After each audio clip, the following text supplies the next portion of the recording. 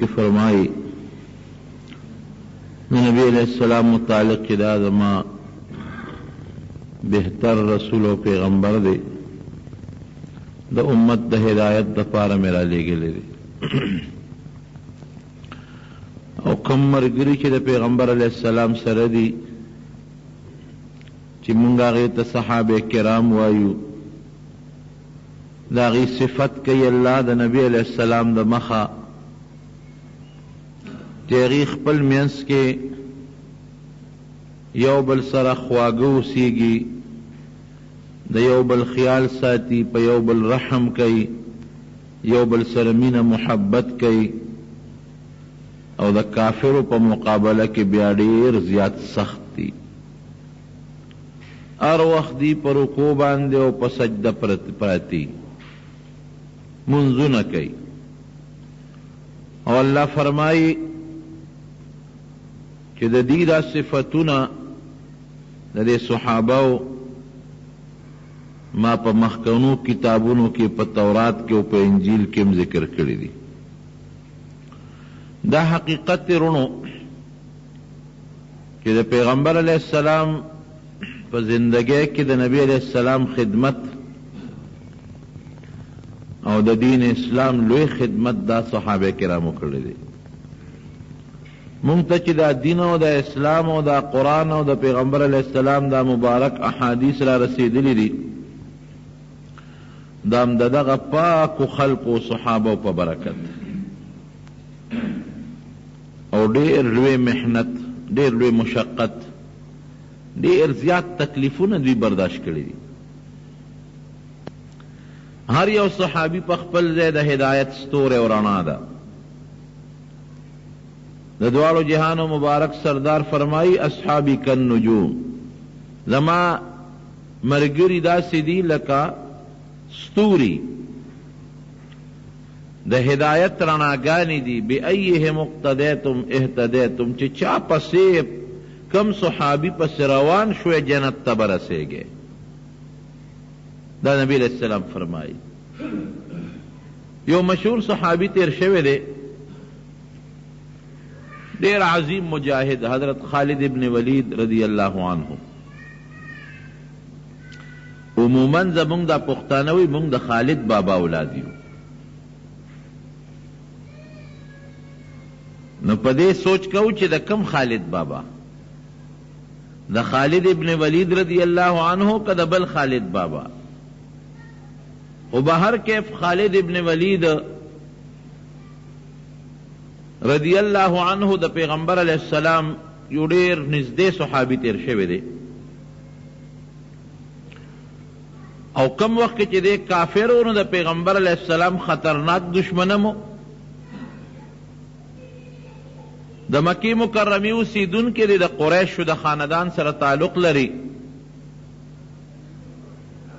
او په جاهلیت کې د اسلام نه مخکې د قوم چیونو دی با سالاری کولا او دی زمانہ کی خو ټول جنگ چې دی هغه د ټینک سره او د توپ سره تعلق لري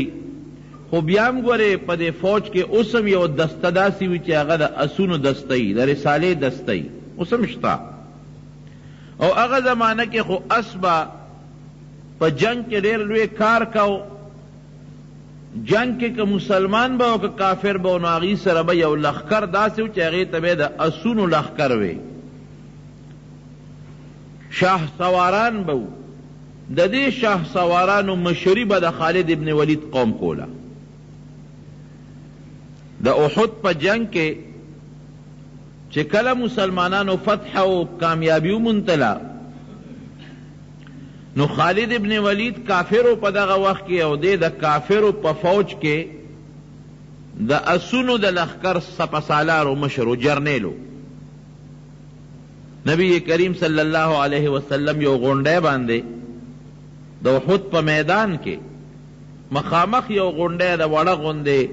لاندې یو خوړ بیږي اوس خو پکې اوبه نشته هغه زمانه کې و پکې نه وی داسې کله چې به باران وشو یا د چینو مینو څه بعضې اوبه پکې رالې د خوړ په غاړه یو وړه غوندې غونډی د جبل الرومات ورته وی باغی نبی علیہ السلام کسان کینول چې تاسو بدلته ناست یې، او عبداللہ ابن جبیر رضی اللہ عنہ ورته مشر کړ. په دې غونډه به ناست یې، ځکه نبی علیہ السلام ته پته و چې مونږ خو مخ په مخ جنگ کوو، هسې نه په دې غونډه نشلان دی چې دا خوړ دی، نو په دې کې څوک را باندې را نشي او د شان را باندې حمله ونه کي. نو هغه صحابو ته نبی علیہ السلام فرمایلی چې تاسو بدلته ناست یې، دې نه بالکل به نه خوځئ، او که مونږ کامیابي ومونتله، فتح هم ومونتله، او مونږه دا دشمن او تختید ام به نه خوځئ، او که مونږ شکست ومونته او زمون غوښې مارغان تختی، بیا به هم نه راکوزېږي. ځکه دا یره و ورسره چې دی خوړ کې لاندې پټ مونږ خو جنګېږو،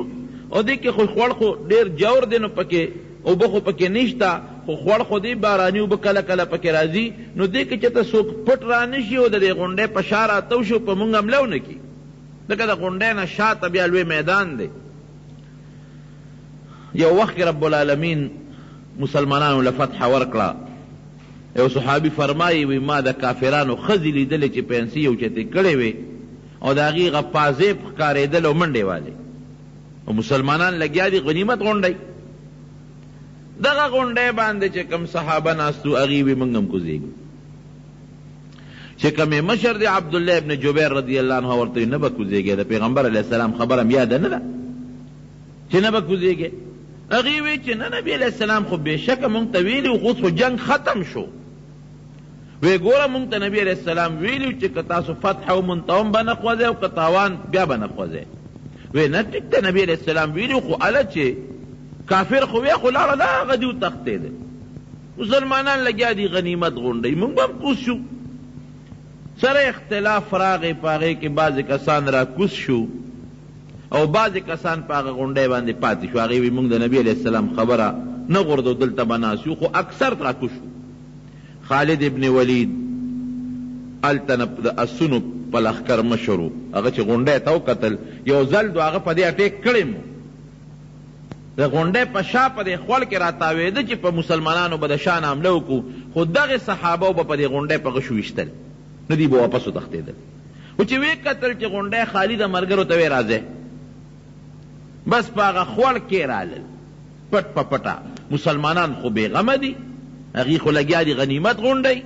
هغې ته خو پته ده چې شاته زمونږ په غونډۍ کسان ناستي، زمونږ دفاع کېږي، شانه نه په مونږ څوک نه راځي. او دې شاته خوړ کې سره د لښکره راغې، لا ولې هغه صحابو سره جنګ وکړو چې هغه کم په غونډۍ باندې و هغې شهیدان کړل، خو لږ پاتې شوي وو، او بیا د هغه غونډۍ په شا په خوړ کې راوخته، په مسلمانانو د شا نه حمله وکړله. ټول مسلمانان یو خوا بل خوا دې حد ته خبره ورسېدله چې د نبی علیہ السلام مبارک غاښونه هم پکې شهیدان شو، او یا کسان صحابه کرام شهیدان شو. جلیل القدر غټ غټ صحابه کرام لکه حضرت حمزه رضی اللہ عنہ غندې، عبداللہ ابن جحش رضی اللہ عنہ غندې، مصعب ابن عمیر رضی اللہ عنہ، دا جلیل القدر لوی لوی صحابه کرام شهیدان شو. نو دا خالد ابن ولید د حملې د وجې نه چې دی د هغه کافرو د اسونو د لښکر څخه په سالار، دا د قومي نښه وه بس، او بہادر انتہائی بہادری و پکے. پیغمبر علیہ السلام چې کله احد دغه ته حدیبیې ته د خالد ابن ولید نه چا تپوس وکړه، وی تا چې اسلام راوړه نو ستا زړه کې د پیغمبر علیہ السلام متعلق څه سوچ راغی چې ته مسلمان شوې؟ وی ما ال ایمان راوړه. وی چا به په زور ایمان راوړي، چا به د بل شي د وجې نه راوړي، لیکن ما ال اسلام قبول کړ چې زما په زړه کې سوچه دا خبره پرېوته چې نبی علیہ السلام د الله رښتونی پیغمبر دی، او د هغې وی ما سره دلایل دي. وی چې کله نبی علیہ السلام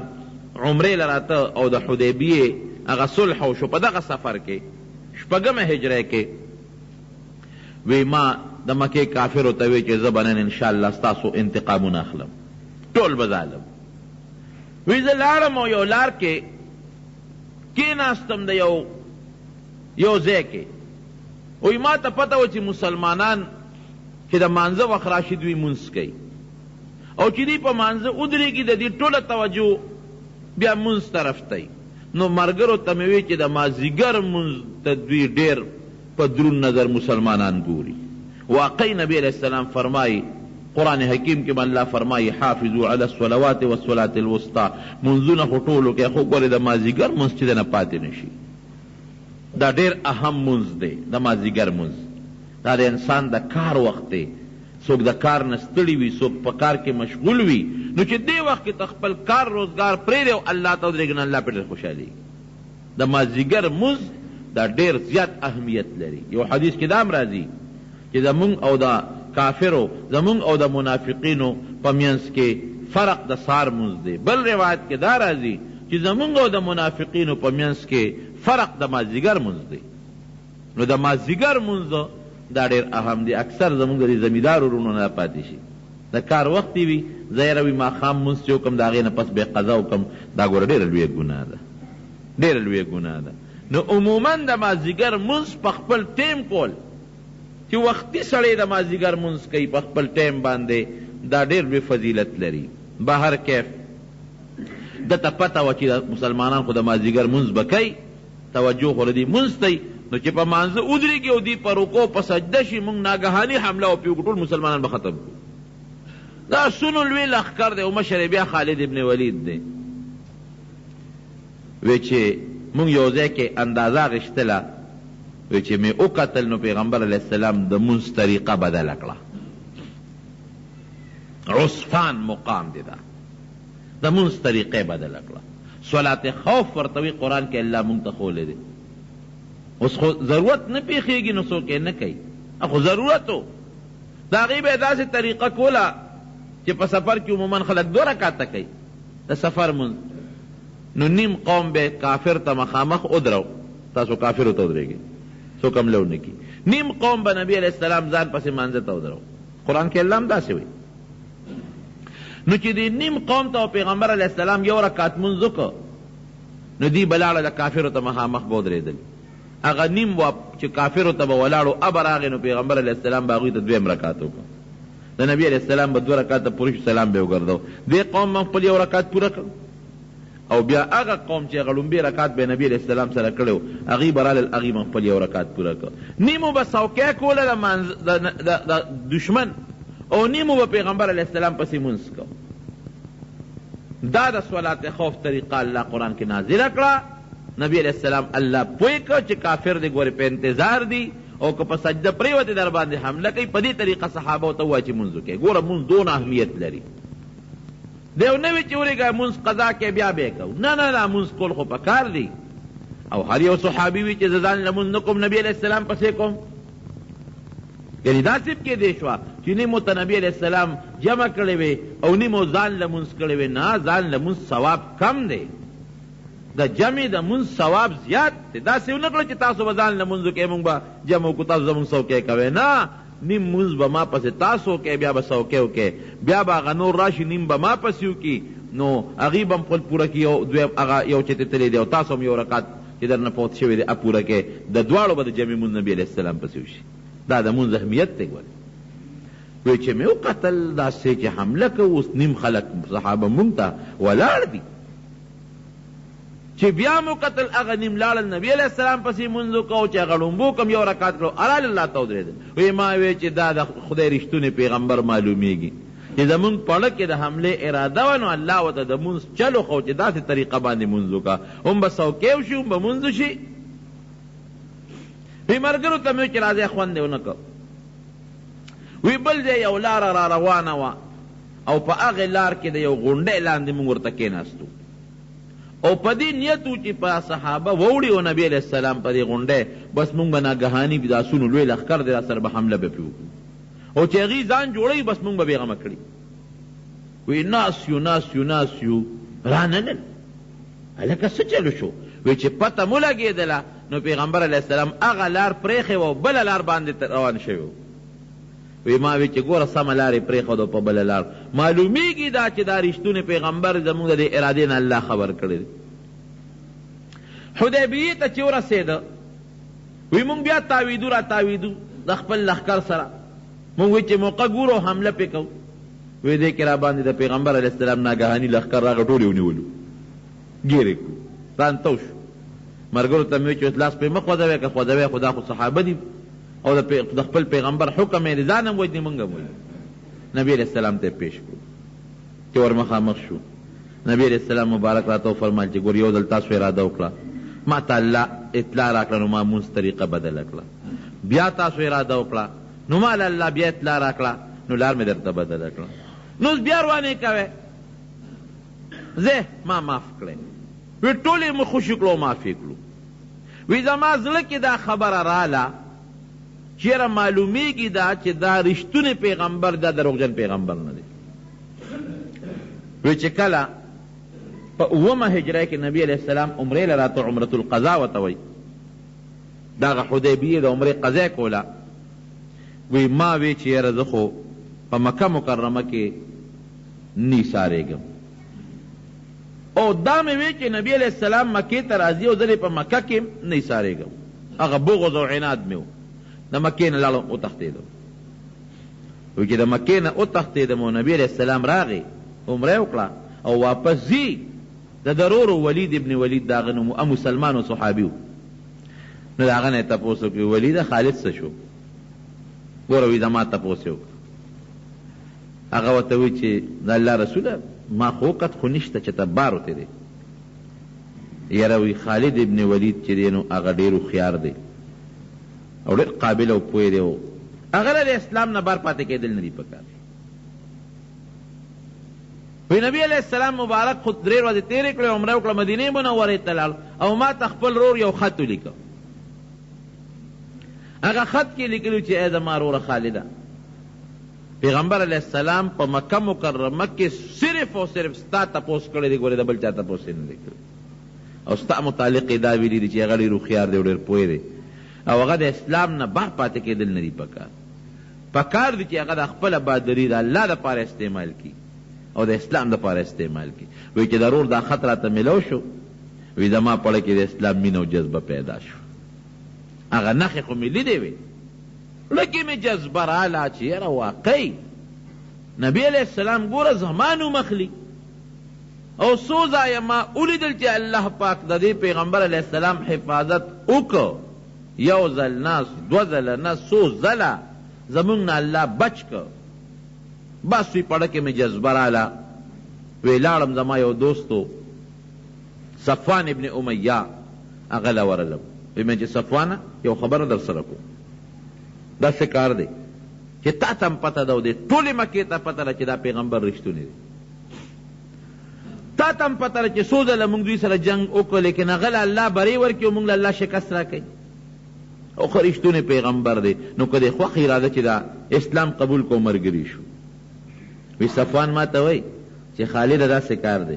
چې که د مکې دا ټول خلک مسلمانان شي او یو زه پاتې شم نو بیا هم په ایمان نه راوړم، زه په مخه دی. وی ما وی چې د پلارم په بدر کې مړ دی، تریم مړ دی او د ده رشته داران هم مړه دي، د ده پړه کې هغه غصه پرته ده. وی بل دوست مې عکرمه د ابوجهل زوی، هغه له ورغلم. وی ما ورته چې عکرمه تا ته پته ده چې دا رښتونی پیغمبر دی او موږ ورسره بلا جنګونه وکړل، موږ له څه فایده راکړه، ګټه هم د هغه ده. او ګورې ملګري زیاتېږي او چې وروسته بیا ته مسلمانېږي او زه مسلمانېږم بیا به ښه نه او رښتونی پیغمبر دی. که دې خوښوي زه چې د اسلام قبول کو. وی هغه ما ته وی چې چپ قطعا په ټوله دنیا که مسلمانان شي نو شي دي، خو که ته مسلمانېږې شه خو زه به دا کلمه د اسلام په خولې قطعا تر مرګه پورې ونه ویم. وی ما وی چې د پلارم په بدر کې مړ دی، د پړه کې هغه غصه پرته ده، اگر چې وروسته دا همدغه عکرمه الله مسلمان هم کړ. وی بل یو دوست مې عثمان ابن طلحه هغه له ورغلم. وی هغه ته مې چې عثمانه دا هغه مشهور عثمان رضی الله عنه دا بل عثمان داسې کار ده چې تا ته هم پته ولګېده او ما ته هم پته ولګېده چې دا رښتونی پیغمبر دی. الله هر ځای کې د امداد کوي او ما خو پې ډېره حملې وکړه والله خبر کې څه دی خیال دی. وی عثمان ما ته وی چې بلکل یاره ما ته هم د الله رښتونی پیغمبر ښکاري. وی ما ورته وی چې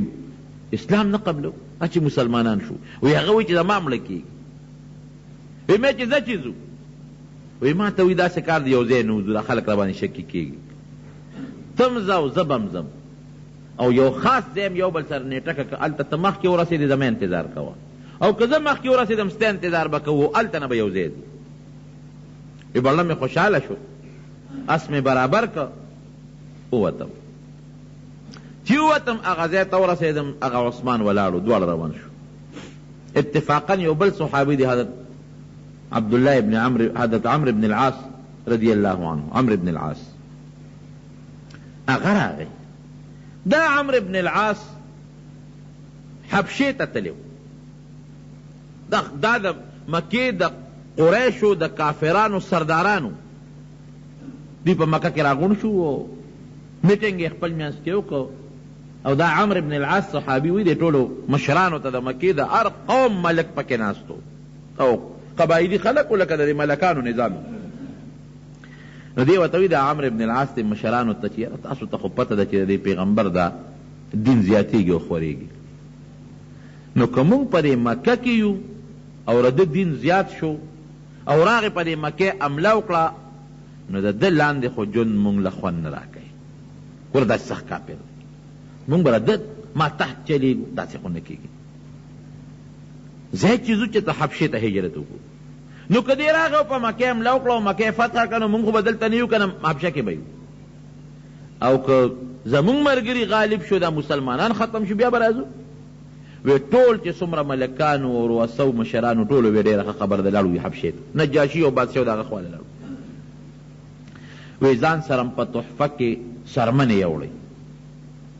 په مکه مکرمه کې خلک را قربانۍ کوي نو سرمنې زیاتې حج له خلک راځي قیمتي د ګډانو د اوښانو سرمنې وچې شوې دام ځان سره په تحفه په ډالۍ کې یوړې نجاشي بادشاه له وی چې هلته ورسېدو نو وی هلته د پیغمبر علیه السلام یو نماینده یو مسلمان راغلی و عمرو ابن امیه زمری رضی الله عنه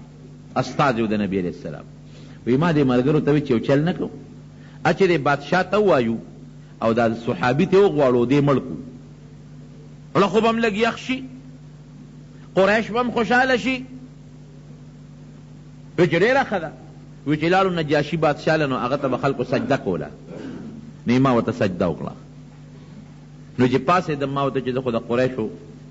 د مکې نه راغلی یم او وی چې څه دې راوړي دي په تحفه کې مې چې صاحب ډېره قیمتي سرمنې مې راوړي دي وی ډېره ښه ده هغه سرمنې مې ورته پیش کړې وی ما ورته چې صاحب یو سوال درنه کوم وی وایه څه وی وی مې چې د یو سړی استاره د مجلس نه ووته او زمونږ د دشمن استازی دی نو که دا سړی دې راکه او مونږ مړ که نو زمونږ به پې دا خوا یخه شي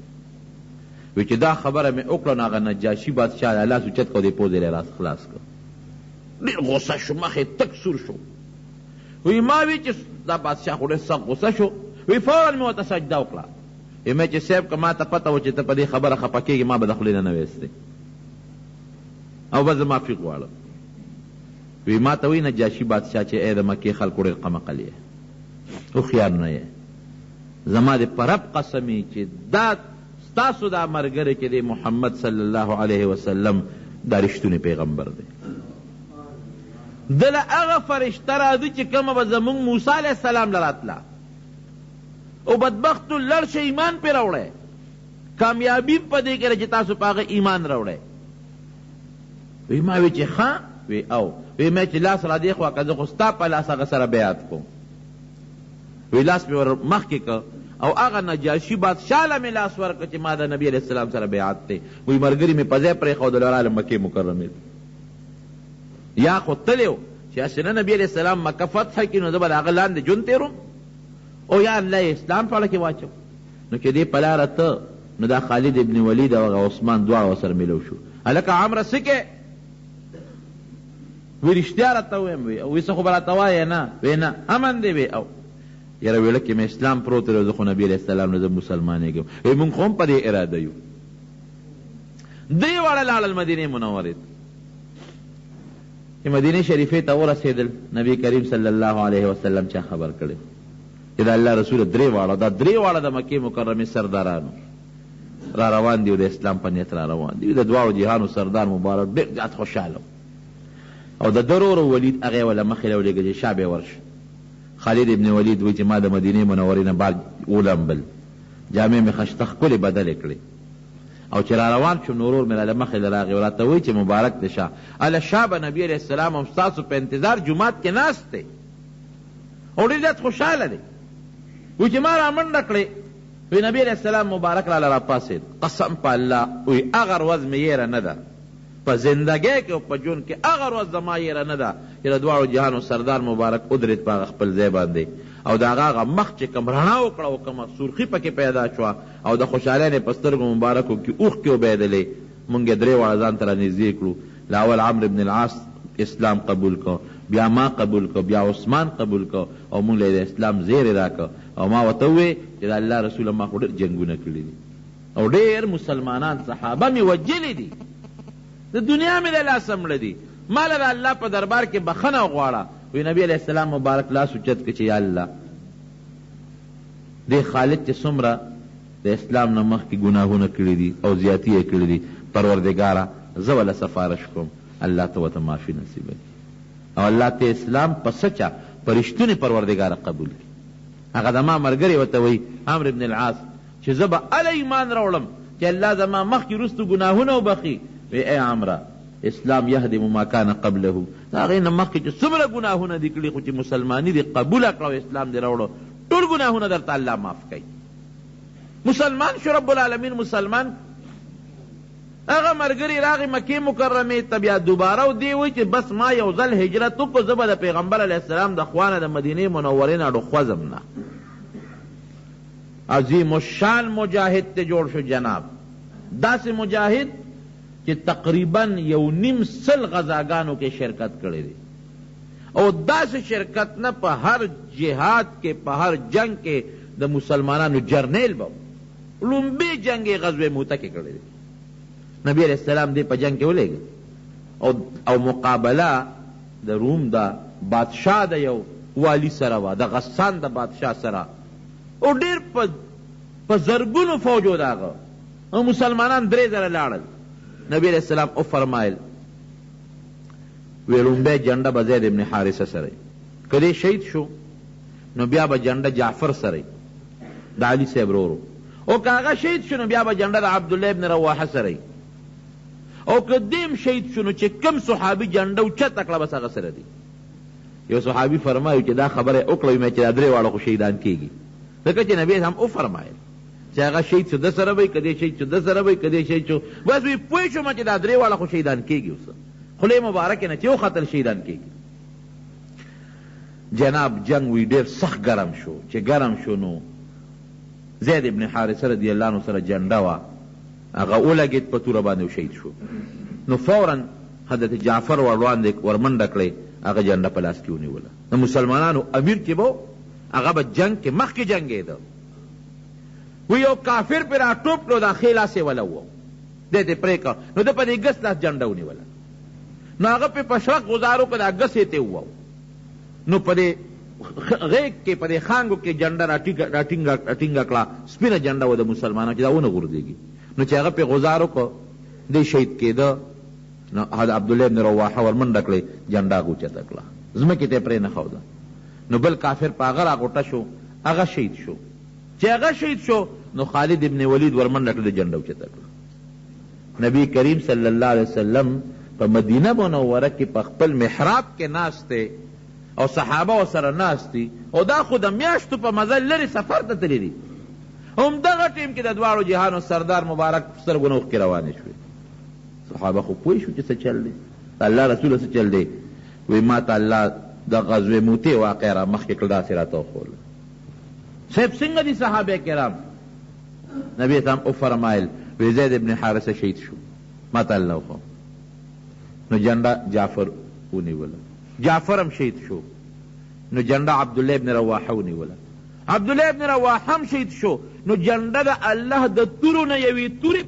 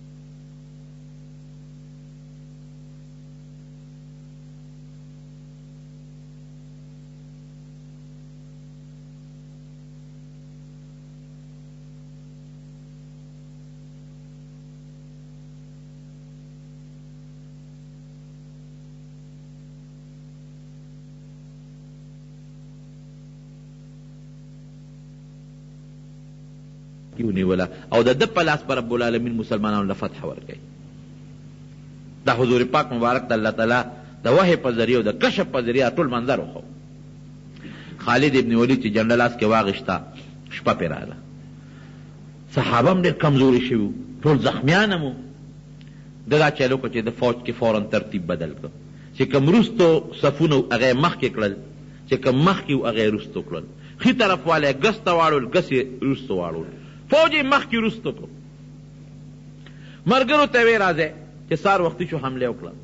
چې کافرو وکتل هغې وي چې مسلمانانو له خو نوی لښکر راغلی دی، ځکه دا چې کوم مونږ سره جنګېږي دا خو دا څو ورځې نو دا نوی لښکر راغلی. داسې جنګ یې وکړه، داسې جنګ چې هغه د زرګو لښکر د کافرو له شکست ورکړو، مسلمانانو ته رب العالمین فتح ورکړه. او په یو ورځ باندې خالد ابن ولید وایي چې زما په لاس کې 9 تورې ماتې شوې.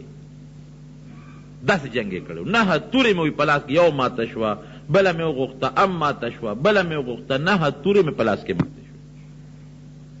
او دونه د نبی کریم صلی الله علیه وسلم سره محبت او مینه وه چې د حضور پاک مبارک ویښته ورسره و، د سر مبارک ویښته. نو چې جنگ له بته نو هغه ویښته به یې په خپل پټکي کې ټوپی کې ومنډل، نو جنگ له بته وی افسوس او افسوس چې دا ویښته مبارک زما په سر پراتی، سوال نه پیدا کړي چې مالی څوک شکست راکړي. بهادر انسان. هر یو جنگ کې، حنین کې چې کله نبی علیہ السلام مکه مکرمه فتح کړله او بیا لال حنین ته، نو دې مقدمة الجیش ورته وایي د مسلمانانو د لښکر چې کومه مخکنۍ سره د هغې کمانډر ان چیف او جرنیل و.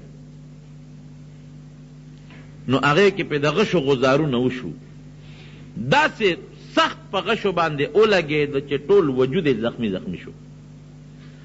نبی کریم صلی الله علیه وسلم ورته تپوس ته راغی،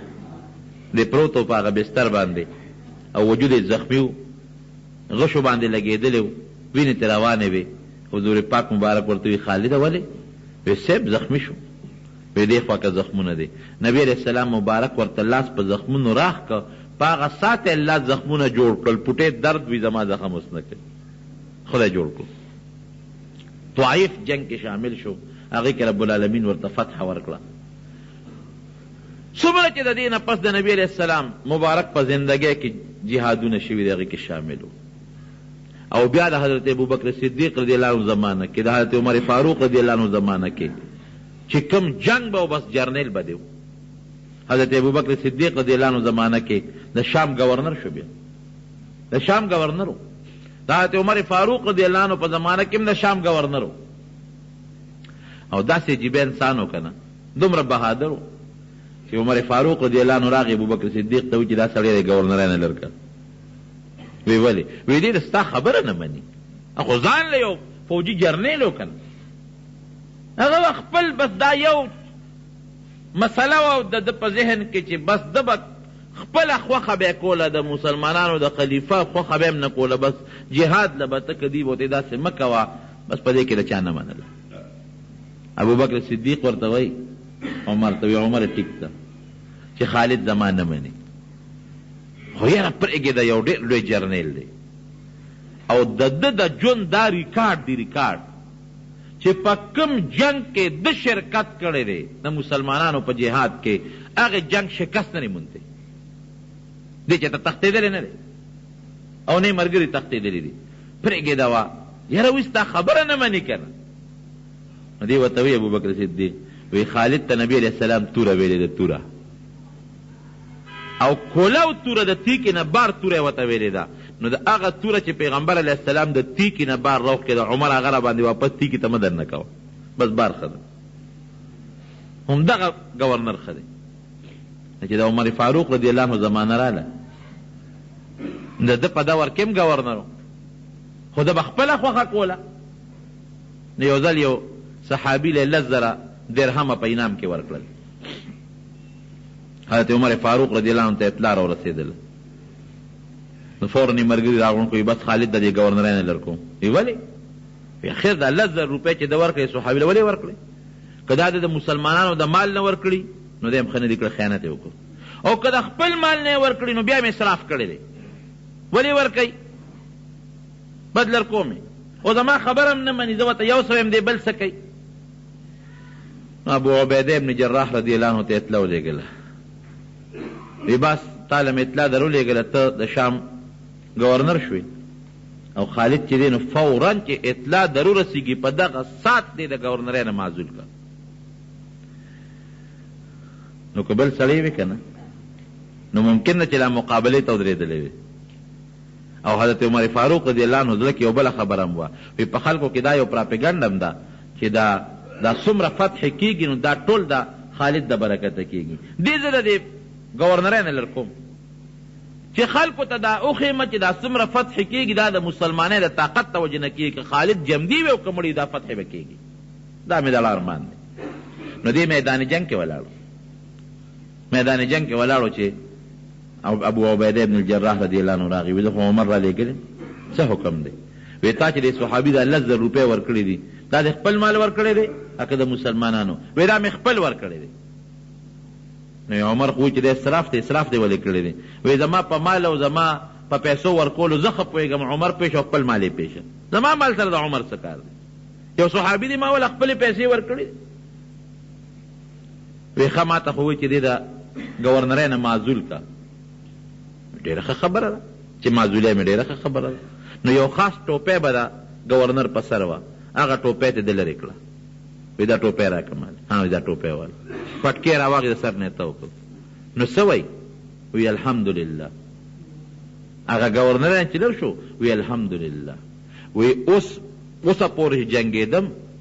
د مسلمانانو مخکې به جنګېدم، اوس چې جنګېږم د یو سپی په حیثیت به جنګېږم، مخکې به د جرنیل په حیثیت جنګېدم، اوس به د سپی په حیثیت جنګېږم. خو جنګ نه مې څوک نشي وښکې. بیا ډېره موده پس راغی مدینې منورې ته. چې مدینې منورې ته راغی نو د عمر فاروق رضی الله عنه سره ملاقات وشو. حضرت عمر فاروق رضی الله عنه ورته وایي چې ګورې خالده مونږ خو د گورنرۍ نه لرې کړې، خو په دې خیال نه چې په تام څه شک و یا د خیانت شک مو در باندې، خو زه دې قوم دې دنیا ته دا ښیم چې ګورې که خالد یا بل صحابي جمدي وي او کني دا فتح او دا نصرت د الله په اختیار کړي دا به الله مسلمان له ورکوي. نو دې بیا په مدینه منوره کې د هغې نه پس هم ډېر جهادونه کړي دي. نو اخره کې چې دې کله مړ کېده که نه نو ده به جاړل. یو ځل په بستره باندې پروت دی بیمار دی او جاړي. چا ورته وی خالده ولې جاړې؟ وی جاړم په دې چې ساره نه په خپل کټ کې خېږي، په دې جاړم. نو ولې ته په دې خپې؟ وی او په دې خپې مفسوس دا دی چې د ما نه دا سا د جهاد په میدان کې وتې وي. ډېر جهادونه مې وکړل، واقعي 2.5 نه زیات جهادونه، لیکن خپه په دې مه چې میدان جنگ کې او د جهاد په میدان کې مې د سا د وتو نصیب نه په خپل کټ کې را نه سا خېږي. او یو د وجود کې 2 ګوتې ځای داسې نو چې په هغې د غشي یا د نیزې یا د تورې داغ دی. 2 ګوتې ځای پکې داسې نو، ټول وجود یې زخمي زخمي و. د نبي کریم صلی الله علیه وسلم چې د سره کوم محبت و، یو ځل حضرت عمر فاروق رضی الله عنه لېږلی وی لاړ چې له صحابو نه زکات راغون که راغی. وی صاحب 3 کسو زکات رانه که باقي ټولو راکړه. و یو ستا تره حضرت عباس رانه که، دویم خالد ابن ولید رانه که، او دریم ابن جمیل یو صحابي دی هغه رانه که. نبی علیہ السلام او فرمایل وی د عباس زکات په ما دی، ابه زه در کوم، دوچن به در کوم، ځکه چې نبی علیہ السلام د هغه نه د 2 کالو زکات پیشکې غشتی و. او د خالد غریب نه تاسو څه غواړئ؟ د هغه نه زکات مه غواړئ. د هغه خو چې څومره مال دی او سامان دی ټول جهاد ته وقف کړی دی، هغه سره دې څه چې تاسو ته زکات غواړئ. او دا دریم صحابي ابن جمیل دې خو ډېر زیاتې او ظلم کوي، الله مالدار کړو دې زکات نه ورکوي، دا خو زیاتې کوي. نو ګوره وی خالد ابن ولید چې څومره سامان دی، که اس دی که توره ده که زغره ده که نور څه دي، وی ټول جهاد کې د الله په نوم وقف کړي دي. نو غواړئ ته څه؟ دا ډېر عظیم المرتبه، ډېر عظیم مجاهد، او دا نبی علیہ السلام ډېر نږدې ملګری پاتې شوی دی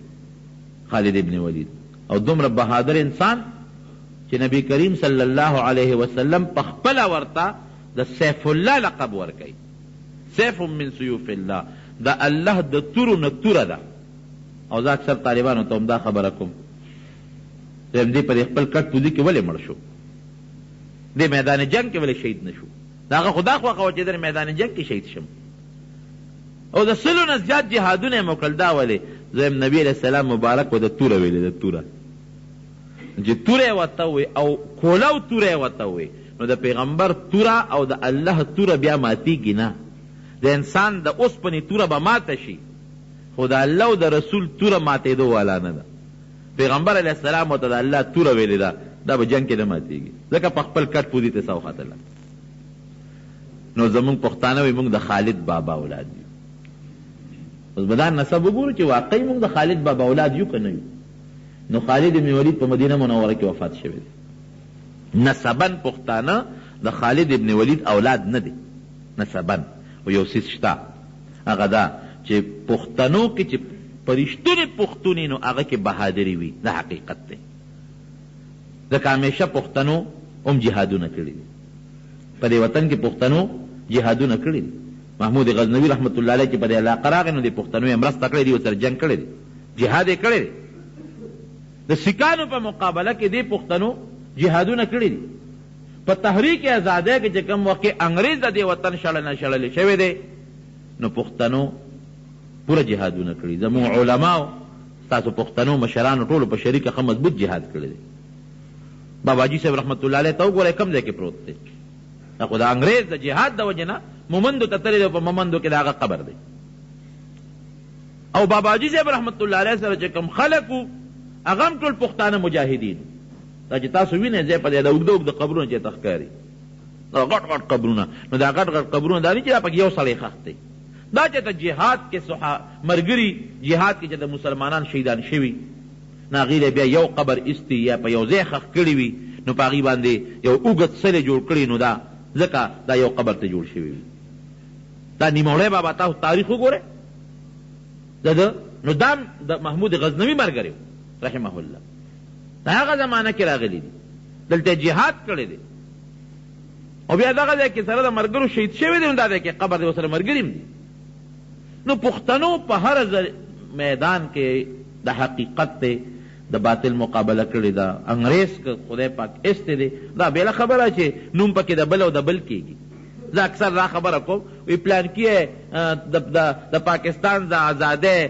تجویز پیش کو او پلانکي پکې خوب ولید او ملک آزاد شو دا جوړ په خوبونه آزادېده په خوب ملک آزادېږي یا په سوچ وی دی پلانکي سوچ پیش کو زه خو به زرګونه سوچونه پیش کړم نو زما په سوچ خو ملک نه آزادېږي تاسو تپوس وکړئ زموږ مشران وګورئ شیخ الهند صاحب رحمت الله علیه مولانا حسین احمد مدنی رحمت الله علیه عبید الله سندی رحمت الله علیه دا تاریخ ته دی علما وګورئ قسم په الله چې حیران بشئ یو مورخ لیکي یو انګریز مورخ وی دغه زمانه کې زه روان یم وی په هندوستان کې دلین روان یم وی یو اونې پورې د یو عالم وجود تړلی شوی دی شهید پروت دی دا علما به صاحبه د خنزیر او د سور په سرمن کې بند کړل او ټکونه به تیر کړل او بټو ته به د اور بټو ته د چونې بټو ته به یې غورځول د علماو او د پښتنو تاریخ ته د قربانونه ډک پروت دی نو که څوک وایي چې پښتانه د خالد بابا اولاد دی نو زم دا به نسبي نه دا به روحاني اولاد دي لکه څنګه چې هغه کې بهادري وه دارنګې پښتون خو چې سوچه مسلمان پښتوني هغه بیا بهادري په بهادرۍ کې تحریک آزادۍ کې د علماو شات او درېدو کې هر مقام کې په میدان کې وتو کې الحمدلله د پښتنو یو تاریخ شته دی خدا نه چې نسبي د خالد بابا اولاد یو نه نسبي ما ته پته نه لګي که بل چاته پته لګي چاته تاریخ معلوم وي به خو روحاني موږ دا دعوه کوو موږ مسلمانان الحمدلله دا دعوه کوو ګوره څومره زموږ خلک چې عبادت کوي بدني دا ګورې بل قوم نه کوي تاسو لاړ شئ سند ته ولاړ شئ او د نورو علاقو ته لاړ شئ دا تبلیغ والا اکثر دي هغې نه تپوس وکړئ یقین وکړه چې په روژه کې هغې ودونه کوي روژه پېژنیم نه چې ډېر خلک دې بانډو کې روژه پېژنیم نه چې زه روژه نیسم د خدای فضل دی زموږ پښتانه ښې روژې نیسي د الله فضل دی یو څیز کې موږ لږ کمزور یو چې د مالي عبادت کې بیا موږ نه یو شوي مالي عبادت کې نه یو شوي هغه خلک په مالي عبادت کې تکړه دي خو بدني عبادت کې که جهاد دی که هغه مونځ دی که هغه روژه ده کاغه بل عبادت ته هغه پښتانه بیا تکړه دي. خو چې یاره پښتنو سره سوچه مسلمانی وی ګورې دا پکې شرط دی. سوچه مسلمانی چې وی پکې الحمدلله مونږ پښتانه یو، مونږ سوچه مسلمانان یو. نو مونږ د خالد بابا نه چې د هر صحابي اولاد یو، مونږ د نبی کریم صلی الله علیه وسلم هم روحانی اولاد یو. ځکه نبی کریم صلی الله علیه وسلم دغه فرمایي هر تقی، هر پرهیزګار سړی او هر پاک انسان دا وی زما اولاد دی. بهر کیف صحابه کرامو چې قربانۍ کړي دي نو الله دې د هغې له د هغې په آخرت کې او په جنت کې بهتر اجرونه نصیب کړي، ځکه چې دا د هغې ژوند د قربانو نه ډک دی. قسم دې کور پرېښودی دی. نبی علیہ السلام چې کله مکه مکرمه فتح کړه یو صحابي وله راغی وی د الله رسوله وی ما له هغه خپل کور خو د کافرو نه واله که ځکه چې دې هجرت کړی و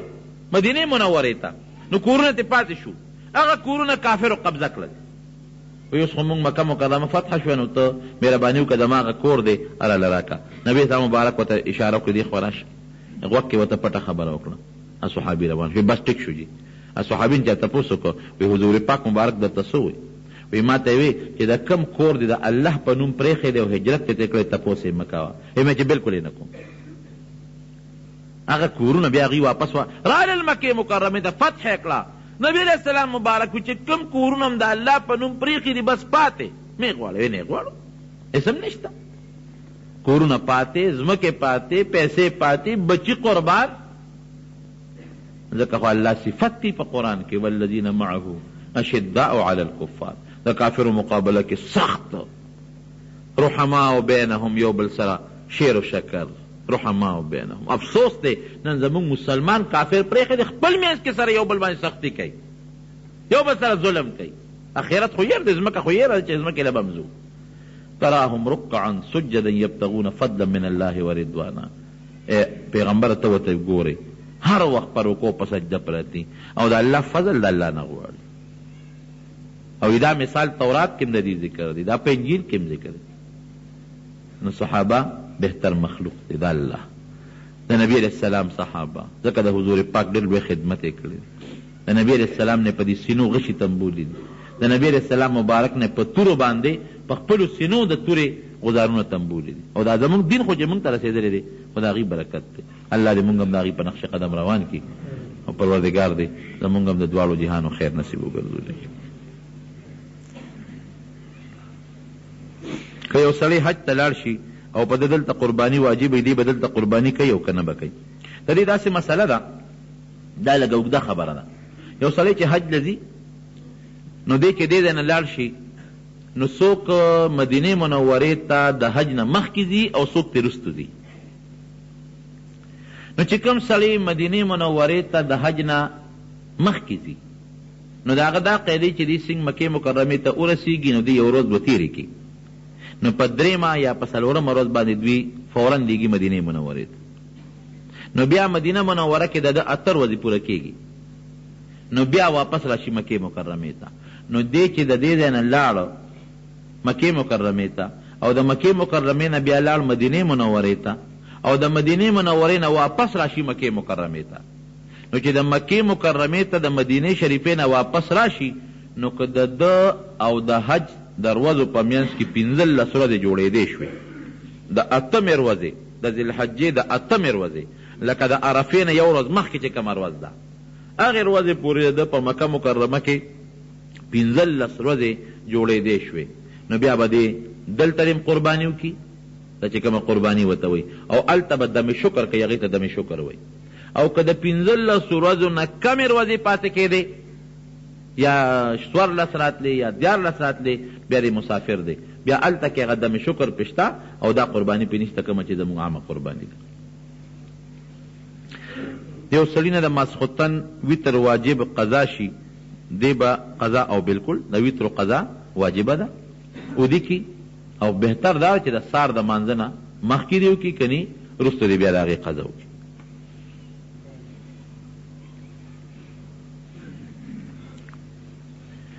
په ګوړه کې رنګ او رنګولیټ او څه شی دی دا ملاوټ، نو چې ته ورته په خپله ملاوټ وی نو زما نه ته له تپوس کې دا خپله ورته ملاوټ وی. رنگ و سره بدلیږي، خلک پې دوکه کېږي. د 2000 ګوړه بیا په 2.5 خرڅېږي. نو خو خبره نه ده که نه؟ ملاوټ ورته تا په خپله وي. که چېرته بعضې خلک دا سوډه موډه ورته چې دې دپاره ما د زمیندارونو تپوس کړی دی چې دې سره وي خیرې روچتېږي، د خیرې کار کوي. یا مثلا داسې یو شی پکې واچي چې هغې سره خیرې روچتېږي، خیرې ترې غونډئ او په ګوړه کې څه رنګ کې فرق وغیره نه راولي، بلکې ګوړه پې ښه کېږي،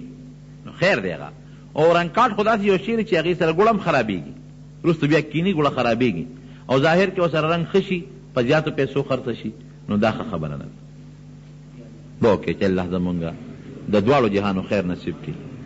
پروردګار هم د دواړو جهانو د شر نه وساتي، الله هم د فتنو نه وساتي. رب العالمین د ټولو مسلمانانو چې په ټول دنیا کې څومره مسلمانان دي، الله د اتفاق او اتحاد نصیب کړي. الله مجاهدین په هر ځمکه کې ته کامیاب کړي. الله چې څومره مخالفین د دین او د شریعت دي، ته ورته هدایت د اسلام نصیب کړي. قاضلي بدبخت هدایت په قسمت کې نه، په خپل قهر تباہ او برباد کړي. یا الله چې څومره مریضان دي کورونو کې هسپتالونو کې، ته ورله شفا ورکړي. الله چې څومره قرضداران دي قرضونه خلاص کړي. الله زمونږ د حلال رزق نصیب کړي. زمونږ په دې کلي کې د غني کاکا ټبر وفات شوی، دعا ورته وکړئ چې الله مغفرت نصیب کړي. نور څومره مردگان وفات دي، الله ټولو مغفرت نصیب کړي. الله دې مونږ ته، زمونږ کشرانو ته، زمونږ بچو ته د اسلام د هدایت زندگی نصیب وګرځولي کړي، او الله دې زمونږ نه راضي شي. وصلی الله تعالی علی خیر خلقه محمد. گرانو محترمو اوریدونکو، د شیخ الحدیث مولانا محمد ادریس سے پدے 138 نمبر کیسٹ کی تاسو د خالد ابن ولید رضی اللہ تعالی عنہ د زندگی حالات اوریدل. دا بتاسو تا پیښور ښار کې پیرون کچرے گیٹ اشرف روڈ سرے فقیر خان ناصر خان کیسٹ ہاؤس کې د ناصر خان او حیدر خان سره ملاویږي. ټیلیفون نمبر دے 255 2912. سپیشل فرمائش د مولانا فیاض احمد دے. یا مسلمان چې د الله فرمان بردارو، پاک الله ورسره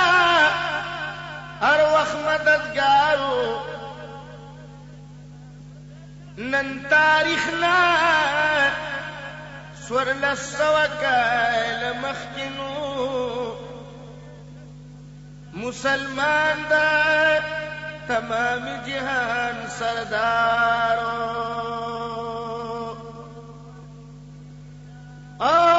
دا رښتینی مسلمان په حکومت کې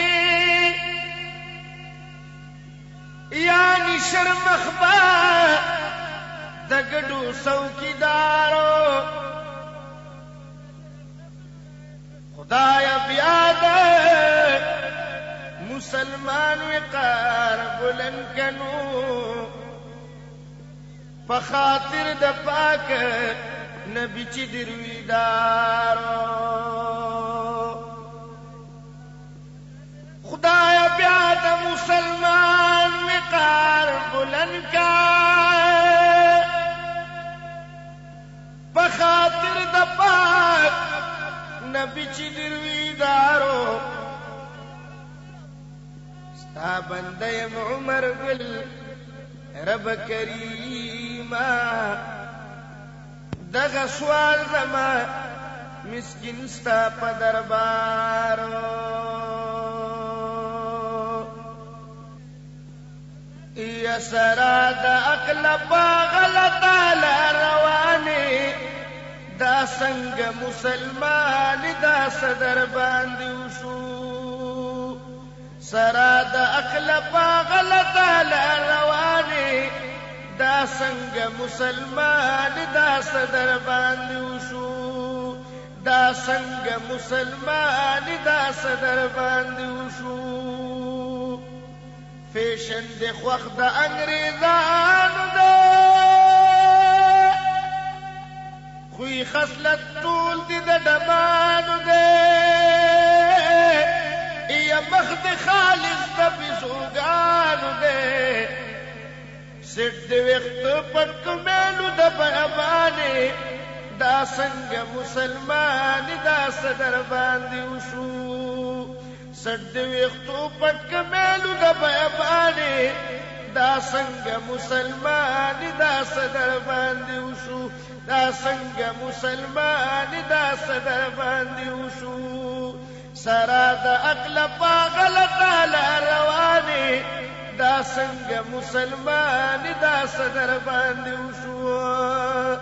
څومره د سر ویښته دې غټ دي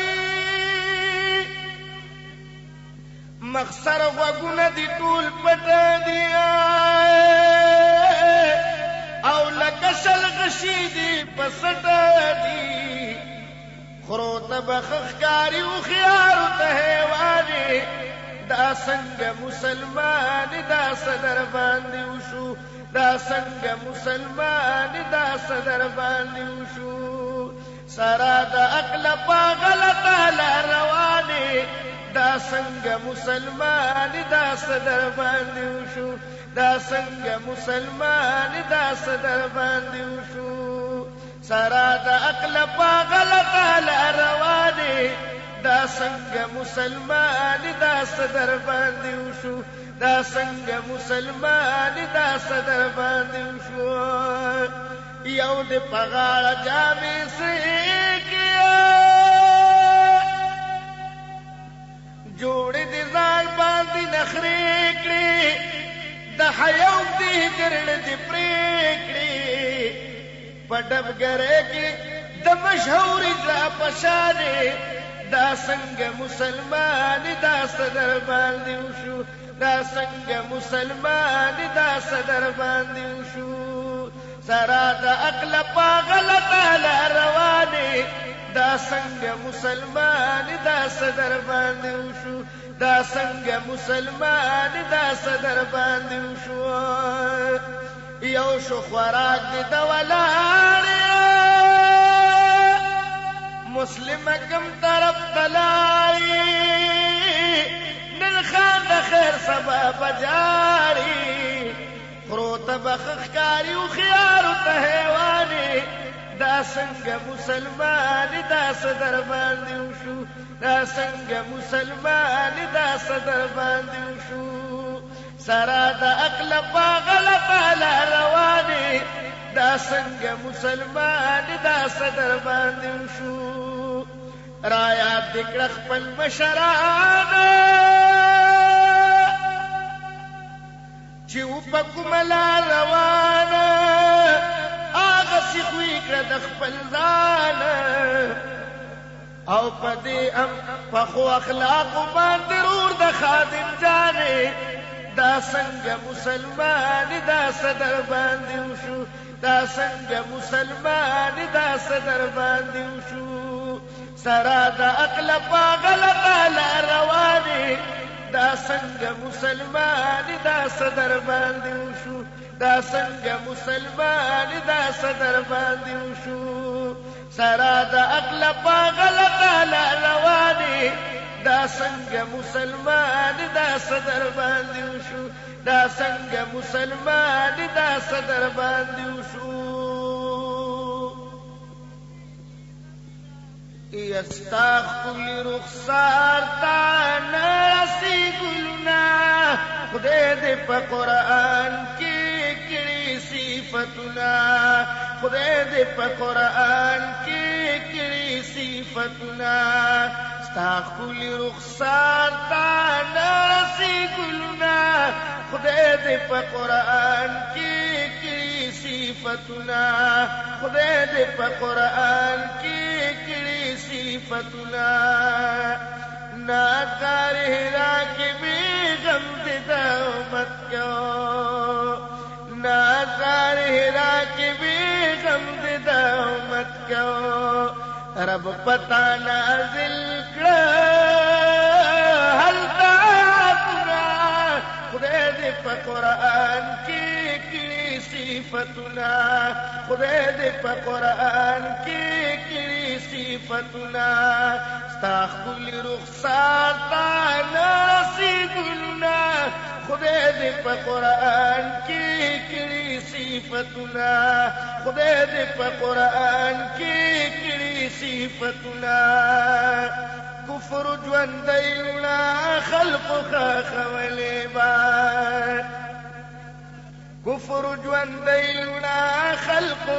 خولې با ټول دې تار پتار کړل رسم رواج خدای دې په قرآن کې کړي صفتنا خدای دې په قرآن کې کړي صفتنا ستا ښکلي رخسار ته نه رسي ګلونه خدای دې په قرآن کې کړي صفتنا